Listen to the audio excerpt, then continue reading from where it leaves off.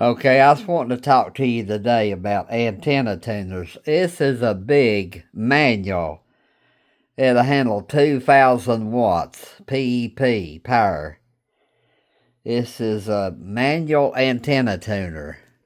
You got your antenna switch. 1, 2, 3, 4. You got your roller conductor. You got your high and low switch. Plus you got your capacitor. And you got your switches for your meter and adjustment for your meter.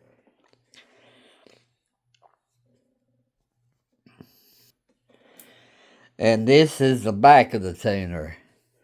This is the ladder line. You put one leg of ladder line here, the other leg right here.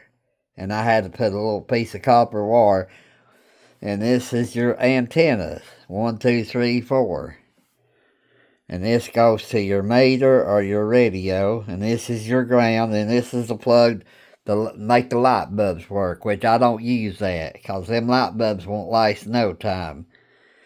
I could care less if it's lit up. It looks good, but this is a legal limit and more. L network. And the L network's real good. I can't really explain what an L network is. That's above my pay grade. But I just know it's a lot better than a T match. A T, most of your MFJs are a T.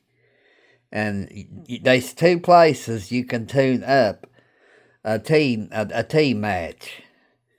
And that's not good. You know, there's one place and there's a false place. It's hard to explain. And L network, you tune it up, it's tuned up. The only thing an antenna tuner does is fool your radio. Okay, this is the internal. So you got this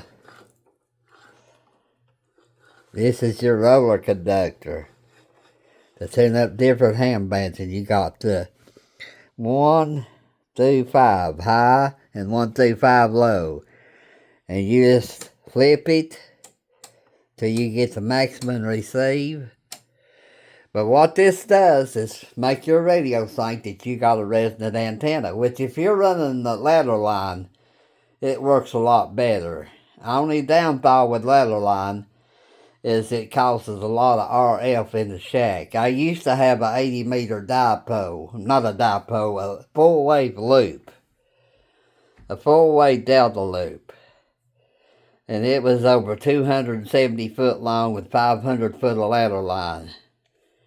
And I could put it in a glass jar and watch the lightning bounce off one end to the other, blue fire coming out of the ladder line.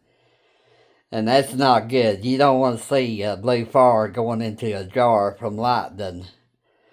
But trees kept falling on the full wave loop, and I just forgot about it. But I worked over 95 countries on one band back in the 90s.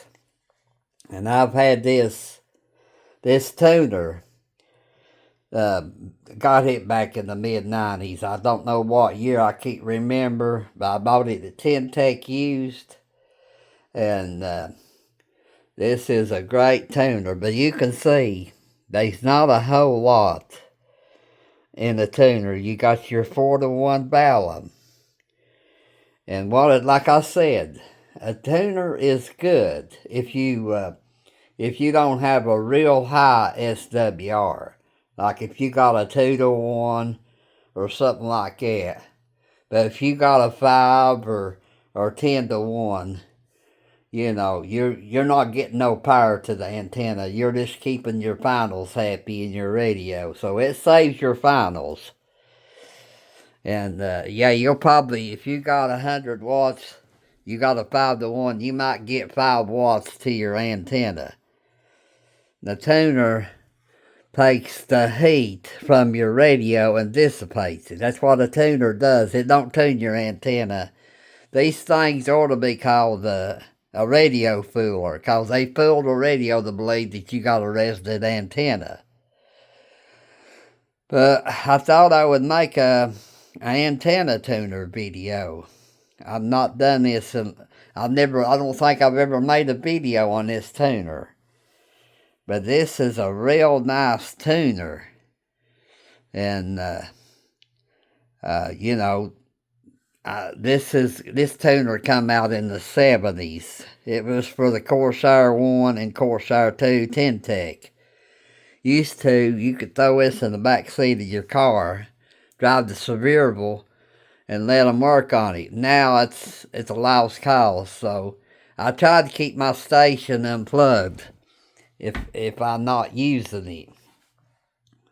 That's why I've not been on HF a lot. I've been busy working out and keeping in shape. But I've been looking at some of the big 2kW amplifiers, and they look really good. You know, you never know. It might be my future one of these days to get legal limit. So I'm thinking about it. But I just wanted to make an antenna tuner video. And like I said, this is a L network. And I'm going to wrap this video up.